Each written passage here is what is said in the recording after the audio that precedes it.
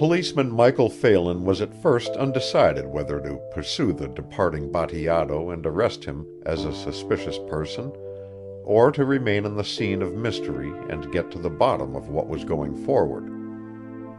He chose the latter plan upon the inspiration that if he arrested a millionaire, he would get his name in the paper, and Rose might read of it and come to some realization of the immensity of his official dignity. He was further urged to this course by the insolent nonchalance of the two young men.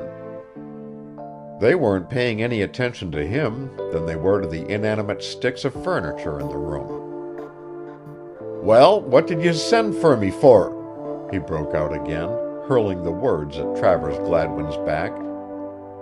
"I thought you might like a drink," replied that young man, turning slowly and smiling upon the enraged bluecoat. "I never touch it," shot back Phelan. "And that's no answer to me question." Gladwin stared at Phelan steadily a moment, his smile vanishing. As he measured the officer's height and build, an idea came to him. His face lighted as he exclaimed, "I've got a great idea! Officer, I want you to do me a little favor. How would you like to make $500? If he had said $400, or even $450, the effect would not have been half so great upon Michael Phelan. The mention of an even $500, though, was the open sesame to the very depths of his emotions.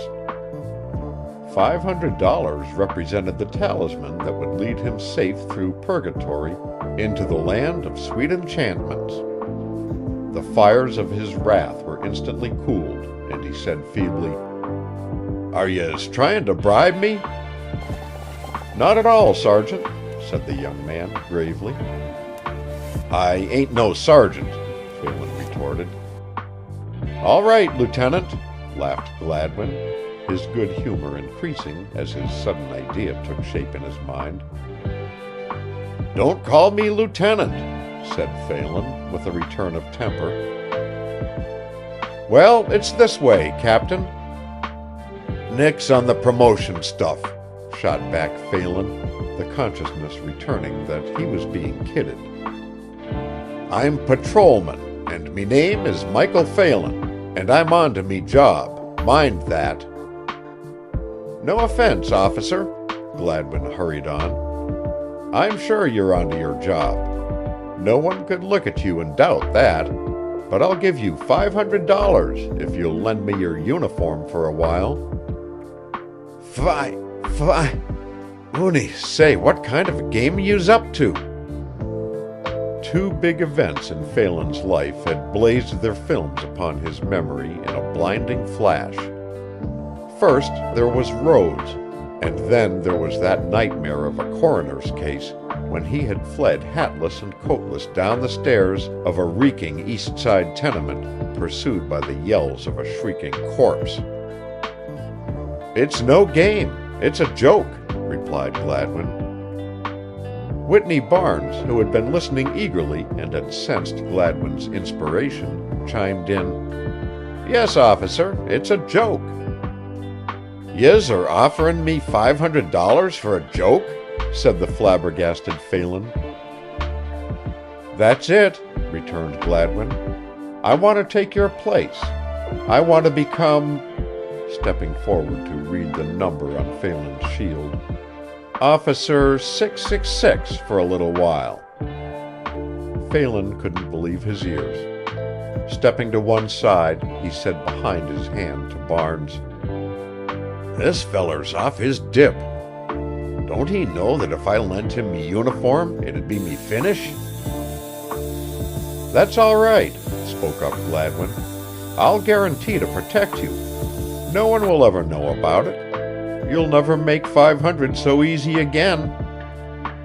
"Say," stammered Phelan, "what's this all about?" "Well, I've found out that a thief is going to break in here tonight." "A thief?" gasped the policeman. "Yes, just for a joke, you know." "A thief going to break in here for a joke?" yelled Phelan. "Now I know you're batty."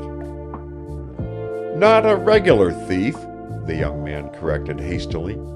"He's a friend of mine, and I want to be waiting in your uniform when he comes. I want to nab him. The joke will be on him then, you know." "All very simple, you see," added Barnes. "Simple as— No, I don't see," snarled Phelan. "The two of yez is bugs." "But you will see," went on Gladwin, "if you'll let me explain. In order to be a policeman, I've got to have a uniform, haven't I?" "Of course he has," urged Barnes. "And yez are offering me $500 for a joke?" Phelan dropped his arms limply at his side and permitted his eyes to bulge ad lib. "That's it," cried Gladwin. "I assure you it is nothing serious or criminal. I just want your uniform long enough to catch my friend, and I'll give you $500 for lending it to me." "It's too big a risk," panted Phelan, producing an elaborate bandana and mopping his brow. "I won't do it." It was manifest that Officer 666 was sorely tempted. To goad him further, Travers Gladwin produced a little roll of yellow-backed bills from his pocket. Fluttering the bills deftly, he stripped off one engraved with an M in one corner and 500 in the other. He turned it about several ways so that Phelan could study it from all angles. Then he fluttered it before Whitney Barnes and said, "Say, Barnes, there's something really handsome about these yellowbacks, isn't there? Notice how that 5 and those 2 knots are engraved? And it's amazing how much a slip of paper like this will buy." This was too much for Phelan. He reached for the bill and grabbed it, stuffed it into his trousers pocket, and began unbuttoning his coat. Suddenly he stopped. "Say," he sputtered, "suppose there should be a robbery on my beat." "That would be fine," said Gladwin. "I'd be a credit to you." "Or a murder." "Better still." "Oh, the risk is awful," groaned Phelan. He started to button up his coat again when Rose's taunt came back to him. This time the tempter delivered a vital blow, and he tore off his uniform coat and passed it to the young man.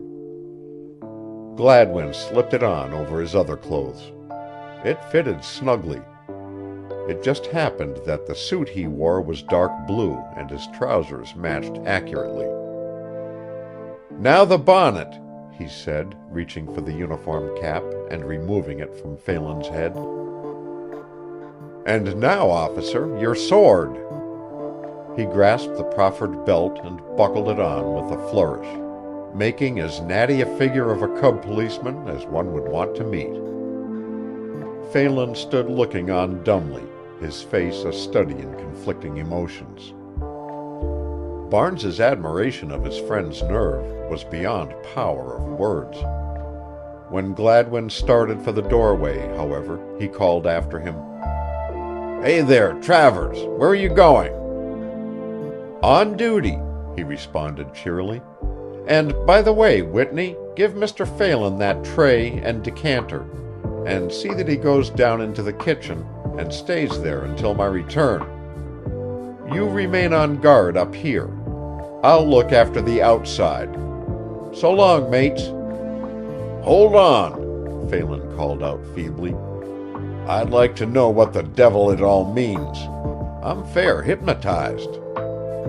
"It means," said Gladwin, pausing and turning his head, "that I'm going outside to wait for myself, and if I find myself, I'll arrest myself, if both myself and I have to go to jail for it. Now, do you get me?" "No, I'll be damned if I do," gurgled Phelan, but the words had scarcely passed his lips when the departmental guise of Officer 666 vanished from sight and the front door slammed with a bang. End of chapter 21. Recording by Roger Moline.